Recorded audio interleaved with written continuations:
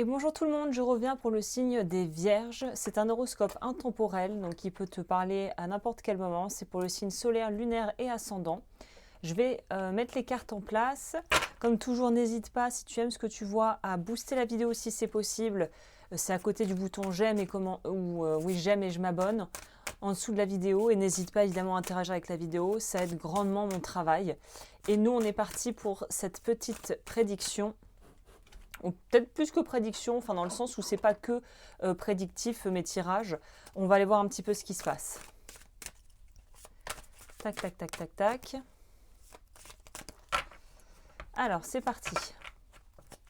Je pose mes cartes et je t'explique un petit peu ce qu'il en est.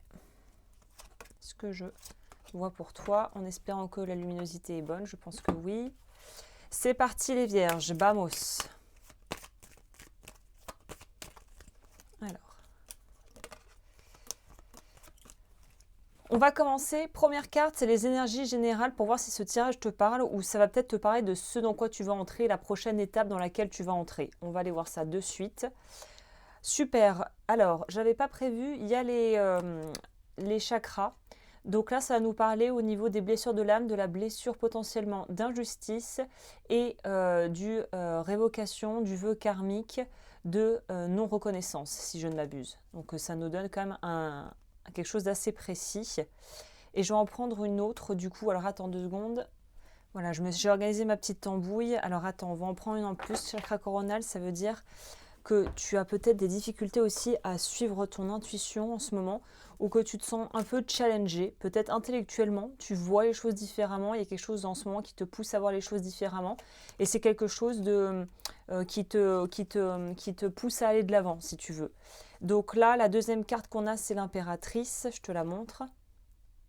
Donc on sent qu'il y a vraiment quelque chose qui est en train de se passer au niveau de comment tu envisages l'avenir et comment tu vois ta vie actuellement. Le 7 de bâton, c'est aussi là, avec cette carte, il y a quand même la notion de peut-être avoir un peu peur de changer, de faire différemment que d'habitude. Là, on te pousse un peu à sortir des sentiers battus.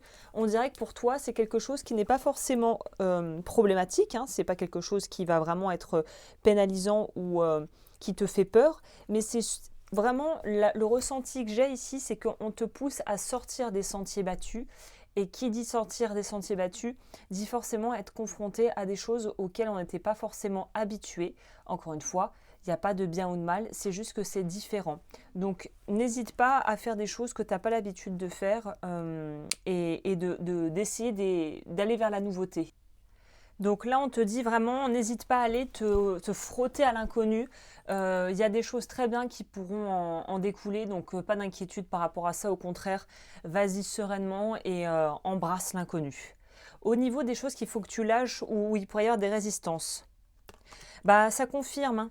C'est la difficulté justement à aller vers cet inconnu. 8 de coupe, des temps difficiles, c'est que tu as peut-être été pas forcément en difficulté, mais tu es dans une position, tu te positionnes vraiment en tant que il faut que je me protège, il faut que je me préserve.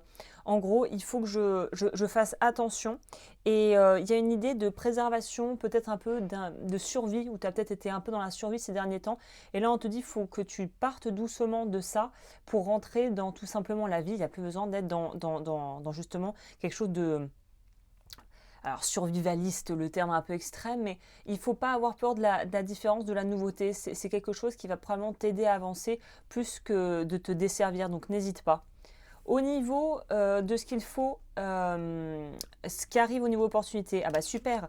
Alors, la roue de fortune avec le valet de denier, c'est encore une fois la notion d'ouverture.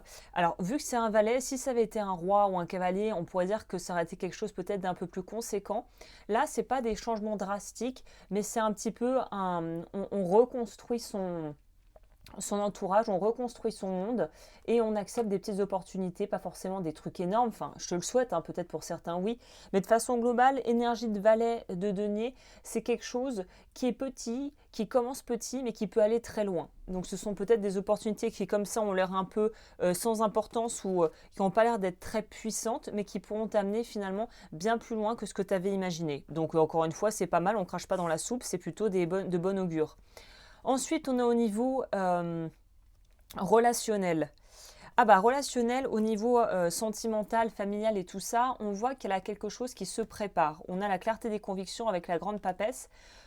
Encore une fois, on revient avec la carte du chakra coronal. Il y a des choses qui sont en train de se produire. Je pense que tes ressentis sont limpides, mais que tu as peut-être tendance à un petit peu les diminuer, les sous-estimer ou ne pas les écouter.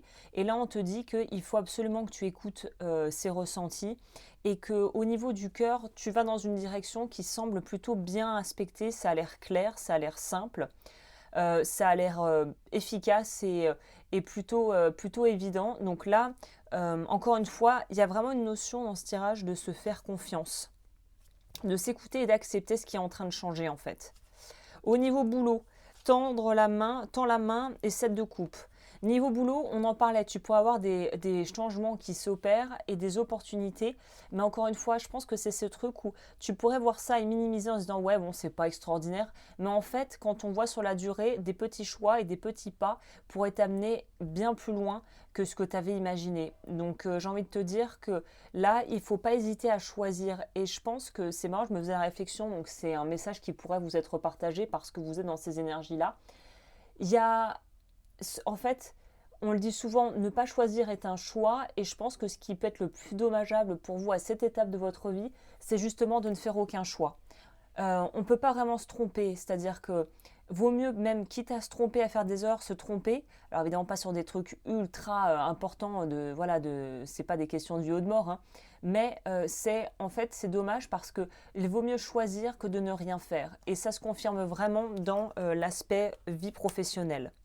Le message des guides, c'est quoi? Eh bien, vous avez peur. Ah, et vous voyez, on passe du valet de denier à la reine de denier. Vous avez peur de passer à la suite. Vous avez peur de l'upgrade, de la mise à jour de votre vie, du système qui est en train apparemment de s'opérer, mais qui pourtant va vous faire le plus grand bien. C'est ça qui est un peu paradoxal. Vous appréhendez un truc qui finalement va être très bon pour vous et très bénéfique. Mais pour l'instant, c'est tellement balbutiant, c'est tellement récent, c'est tellement nouveau que vous n'arrivez pas à voir ça, à voir le potentiel, à voir peut-être les capacités que vous avez et les ressources. Et vous êtes en fait englué dans des peurs du changement. On est vraiment ici dans un truc de cet ordre. La peur du changement est plus quelque chose que vous appréhendez dans votre tête intellectuellement que quelque chose qui se manifeste vraiment en fait. La peur du danger n'est pas, alors je ne vais pas vous dire qu'elle n'est pas réelle parce qu'elle est peut-être, mais elle n'est pas aussi conséquente et aussi handicapante que ce que vous imaginez. Vous voyez ce que je veux dire? C'est quand on se fait, c'est la montagne qui accouche d'une souris, il n'y a pas un dicton comme ça, c'est quand on se fait vraiment tout un monde de quelque chose qui finalement, vous allez voir, va se déplier à vous, s'offrir à vous de façon bien plus simple et bien plus agréable que ce que vous avez imaginé. Donc déstressez, ça va bien se passer, il n'y a vraiment rien à craindre ici, vraiment. Pour les vierges, qu'est-ce que je peux donner comme conseil supplémentaire? Ouh là là! Alors, tout le monde a eu ça ces derniers temps. Rêve. Alors, les cartes rêve, parce que avant je prenais pas le livret, je me fiais qu'à mon intuition, mais le livret est bien fait. Les cartes rêve, donc ça nous signifie déjà, on a rêve ou oracle. Donc, vous avez eu rêve. Donc, ça va nous parler de symbolisme aussi dans les rêves. Si vous vous souvenez de vos rêves ou prochainement, si vous rêvez de choses. Là, on est sur les véhicules et les voitures. Intéressant, donc le mouvement. Connaissez-vous la direction que vous souhaitez donner à votre existence? Mais je pense que vous savez, mais vous avez peur d'y aller. Avez-vous l'impression de contrôler vos projets de vie? Et là, on te dit que tu es en train de le faire. Prenez-vous la place de la voiture dans votre rêve. Alors, je vais lire le livret, comme ça, je vais vous en dire plus. La voiture illustre je la refais. La voiture illustre couramment l'identité et la direction, le chemin que prend votre vie. En rêve, des freins qui cèdent, une conduite difficile, un accident de voiture, un dérapage sur le mauvais côté de la chaussée ou de la mer sont autant de métaphores d'une perte de contrôle sur le plan émotionnel dans votre vie. C'est ce qu'on voit. Hein. Vous avez peur de ça. Si vous avez des difficultés à percevoir les panneaux ou la route devant vous, votre inconscient exprime un sentiment d'incertitude quant au futur. Si vous êtes passager plutôt que conducteur, quelqu'un ou quelque chose dirige votre existence et vous ne pouvez pas choisir la direction que vous souhaitez prendre. Votre manière de voyager en rêve s'avère déterminante pour comprendre votre façon de traverser la vie réelle. Les montées à pic font écho aux défis, les barrages aux obstacles, le fait d'emprunter la mauvaise route renvoie à une détermination trouble, tandis qu'un trajet détendu traduira la liberté. En analysant les difficultés que rencontre la voiture, vous aurez une meilleure compréhension des soucis qui vous perturbent. Si en rêve votre véhicule pose problème, vérifiez votre voiture avant de l'utiliser, juste au cas où il y aurait un dysfonctionnement véritable. Batterie vide, c'est surcharge de travail où vous avez besoin de repos. Manquer d'essence, c'est un surmenage, il est temps de faire le plein d'énergie. Pneu crevé, c'est un déséquilibre, prenez soin de vous. Pare-brise cassé, c'est une mauvaise visibilité, restez concentré. Phare hors service, un manque de conscience, soyez vigilant. Votre approche de la vie et vos objectifs surgissent en rêve sous la forme d'un moyen de transport. Ils représentent ce qui vous emmène là où vous souhaitez aller. Le fait d'être en retard ou de rater un train, un tramway ou un bus ou un avion manifeste votre sentiment de passer à côté de quelque chose dans la vie. Le rêve met en lumière cette frustration. Si vous montez dans le mauvais bus et ne pouvez plus en descendre, cherchez la décision avec laquelle vous vous débattez et clarifiez vos objectifs. Je pense que ce qui est primordial pour vous ici, c'est clarifier ces objectifs.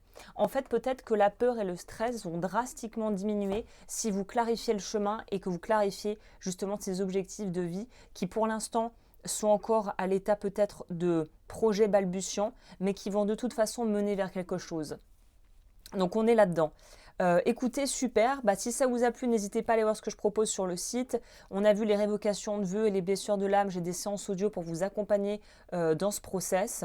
N'hésitez pas à regarder mes bougies qui sont soldées pour tout le mois de décembre. Et je vous dis à très vite pour de nouvelles vidéos.